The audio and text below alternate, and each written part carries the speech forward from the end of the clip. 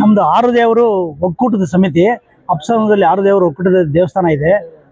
ಅದು ಒಟ್ಟಿಗೆ 11 ವರ್ಷಕ್ಕೊಂದ್ಸತಿ ನಾವು ದೇವರು ಮಾಡ್ತೀರಿ.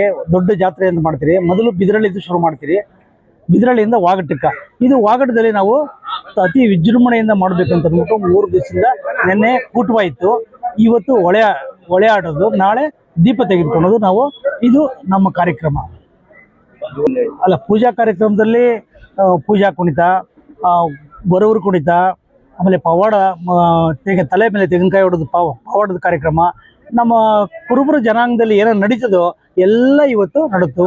ಇಲ್ಲಿಂದ ನಾವು ವರದರಾಯ ಸ್ವಾಮಿ ದೇವಸ್ಥಾನಕ್ಕೆ ಹೋಗಿ, ಅಲ್ಲಿಂದ ಚಂದ್ರಮೌಳೇಶ್ವರ ದೇವಸ್ಥಾನಕ್ಕೆ ಹೋಗಿ ಆ ಕೆರೆಯಲ್ಲಿ ಸ್ನಾನ ಮಾಡಿಕೊಂಡು ದೇವ್ರಿಗೆ ಸ್ನಾನ ಮಾಡಿಸಿ ಪೂಜೆ ಮಾಡಿಸಿ ನಾವು ಅಲ್ಲಿಂದ ಮತ್ತೆ ವರದರಾಯ ಸ್ವಾಮಿ ದೇವಸ್ಥಾನಕ್ಕೆ ಬಂದು ಅಲ್ಲಿ ಪವಾಡ ನಡೆಸಿ ಆ ಜನಗಳಿಗೆಲ್ಲನೂ ಪವಾಡ ಅಂದ್ರೆ ಏನು, ಕುರುಬರ ಜನಾಂಗ ಅಂದ್ರೆ ಏನು, ಕುರುಬರು ದೇವತೆಗಳು ಹೆಂಗಿರ್ತಾರೆ ಅದೆಲ್ಲ ಅವ್ರಿಗೆ ತಿಳಿಸ್ಕೊಟ್ಟು ತಿರ್ಗಿ ಅಲ್ಲಿಂದ ಸೀದಾ ನಾವು ಸ್ವಸ್ಥಳಕ್ಕೆ ಬಂದು ಸ್ವಸ್ಥಳದಲ್ಲಿ ಇಲ್ಲಿ ನಾವು ಒಂದು 6,000 ಜನಕ್ಕೆ 7,000 ಜನಕ್ಕೆ ಊಟ ಮಾಡಿದ್ದೀರಿ.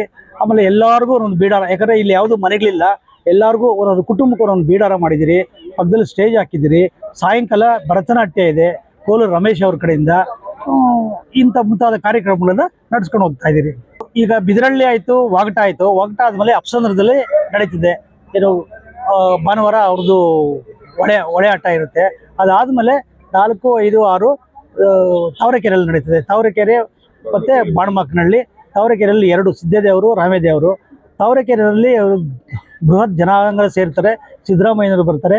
ಅವರು ಒಳ್ಳೆ ಜಾಗೃತಿ ಸಮಾವೇಶ ಮಾಡ್ತಾರೆ. ತುಂಬ ಚೆನ್ನಾಗಿರ್ತದೆ. ಕರಿನಾಗಪ್ಪ. ಈ ವಾಗಡ ದೇವಸ್ಥಾನದ ಕೂಲಗೌಡರು. ವಾಗಡ ದೇವಸ್ಥಾನದ ಕಾರ್ಯಕ್ರಮಕ್ಕೆ ಸಾವಿರಾರು ಜನ ಭಕ್ತಾದಿಗಳು ಬಂದು ದೇವರ ದರ್ಶನ ಮಾಡ್ಕೊಂಡು ಹೋಗಿದ್ದಾರೆ. ಮತ್ತು ಇಲ್ಲಿ ಆಟ ಪಾಠಗಳೆಲ್ಲ ನೋಡ್ಕೊಂಡಿದ್ದಾರೆ. ಅವ್ರಿಗೆಲ್ಲ ನಮ್ಮ ವಾಗಡದ ರಾಮೇಶ್ವರನು ಅವರಿಗೆ ಆಯುಷು, ಆರೋಗ್ಯ, ಐಶ್ವರ್ಯ ಕೊಟ್ಟು ಒಳ್ಳೇದು ಮಾಡಲಿ ಅಂತ ನಾನು ದೇವರಲ್ಲಿ ಪ್ರಾರ್ಥನೆ ಮಾಡ್ತಾ ಇದ್ದೀನಿ.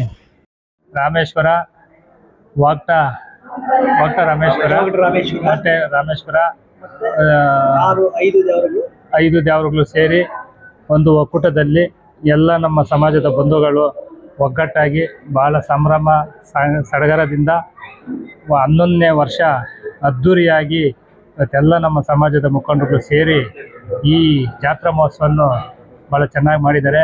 ದೇವರು ಆಯುಷ, ಆರೋಗ್ಯ, ಸಕಲ ಸಂಪತ್ತುಗಳನ್ನು ನಮ್ಮ ಕರ್ನಾಟಕದವ್ರಿಗೆ ದೇವರು ಕರುಣಿಸಲಿ. ಅವ್ರಿಗಿನ್ನ 100 ವರ್ಷ ಆರೋಗ್ಯ. ನಮ್ಮ MPP ನಾಗರಾಜಣ್ಣವರು ಬರಬೇಕಾಗಿತ್ತು. ಆಕಸ್ಮಿಕವಾಗಿ ಬೇರೆ ವಿಧಾನಸೌಧದಲ್ಲಿ ಅಧಿವೇಶನ ಇರೋದ್ರಿಂದ ಕಾರಣ ಬರೋಕ್ಕಾಗಿಲ್ಲ. ಅವರು ಕೂಡ ಅವರ ಆಶೀರ್ವಾದ ಕೂಡ ನಮ್ಮ ಕರ್ನಾಟಕದವ್ರಿಗೆ ಇರ್ತದೆ. ಇವತ್ತು ಎಲ್ಲ ನಮ್ಮ ಸಮಾಜದ ಬಂಧುಗಳು ನಮ್ಮ ಕರ್ನಾಟಕದವ್ರಿಗೆ ಆಶೀರ್ವಾದ ಮಾಡಿ ಅವರಿಂದ 100 ವರ್ಷ ಆರೋಗ್ಯವಾಗಿ ಮಾಡಲಿ. ಅವ್ರು ಕೋರಿರ್ತಕ್ಕಂಥ ಸಕಲ ಸಂಪತ್ತುಗಳನ್ನೆಲ್ಲ ದೇವರು ಆ ರಾಮೇಶ್ವರ ಕೊಡಲಿ ಅಂತ ಕೂಡ ನಾನು ಈ ದೇವಸ್ಥಾನ ಸಂದರ್ಭದಲ್ಲಿ ಹೇಳ್ತೀನಿ. ಅವ್ರಿಗೆ ಇನ್ನೂ ಜನಸೇವೆ ಮಾಡುವಂಥ ಭಾಗ್ಯ ಕೊಡಲಿ. ಈ ಸಮಾಜ ಇನ್ನೂ ಚೆನ್ನಾಗಿ ಬೆಳೀಲಿ ಅಂತ ಕೂಡ ನಾನು ಹೇಳ್ತಾ, ಈ ರಾಮೇಶ್ವರ ಸ್ವಾಮಿ ಎಲ್ಲ ಭಕ್ತ ಮಹೇಶ್ವರರು ಕೂಡ ದೇವರು ಒಳ್ಳೇದು ಮಾಡಿ ಎಲ್ಲ ಸಿದ್ಧಾರ್ಥಗಳನ್ನು ಕರುಣಿಸಲಂತ ಕೇಳಿ ನಾನು ಪ್ರಾರ್ಥನೆ ಮಾಡ್ತೀನಿ. ಭಾಳ ಹಿಂದೆ ಇದ್ದೆ.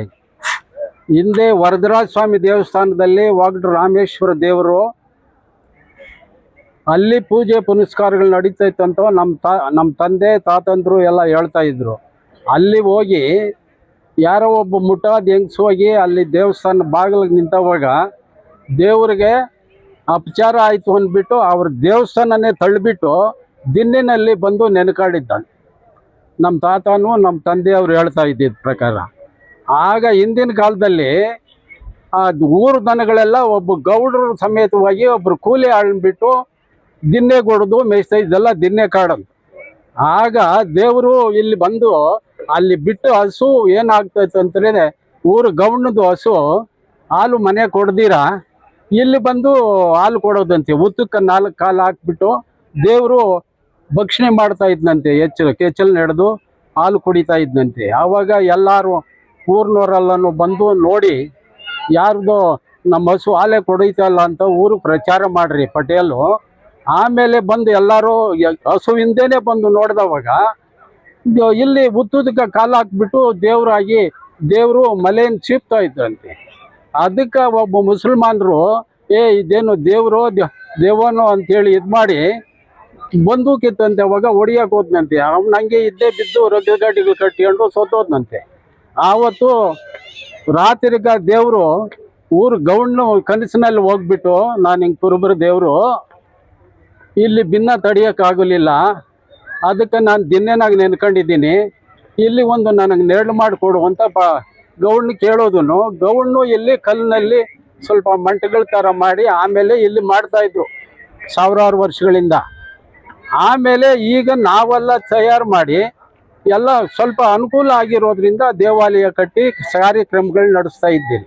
ಹಿಂದಿಂದು ಪೂರ್ವ ಹಿಸ್ಟ್ರಿ ಇದು ಮಯ್ಯ ಅಂತ ನಮ್ಮ ತಂದೆಯವರು ಹೊಡೆದಂತೆ ಇಲ್ಲೆಲ್ಲ ನಟವಾಣಿ ಗಿಡಗಳು ಒಂದೊಂದು ಎತ್ತರ ಇದು ಅಂತ ಕಾಡಿದ್ದವಾಗ ಆ ದೇವರು ಆ ಮಧ್ಯದಾಗ ಬಂದು ಮಗುವಾಗಿ ಬಂದು ಆ ಯಸು ಬಂದು ಆ ಊರ್ದನ್ನ ಬಿಡ್ತಾನೆ ಬಂದು ಇಲ್ಲಿ ಹುತ್ತದ ಹತ್ರ ಬರೋದಂತೆ.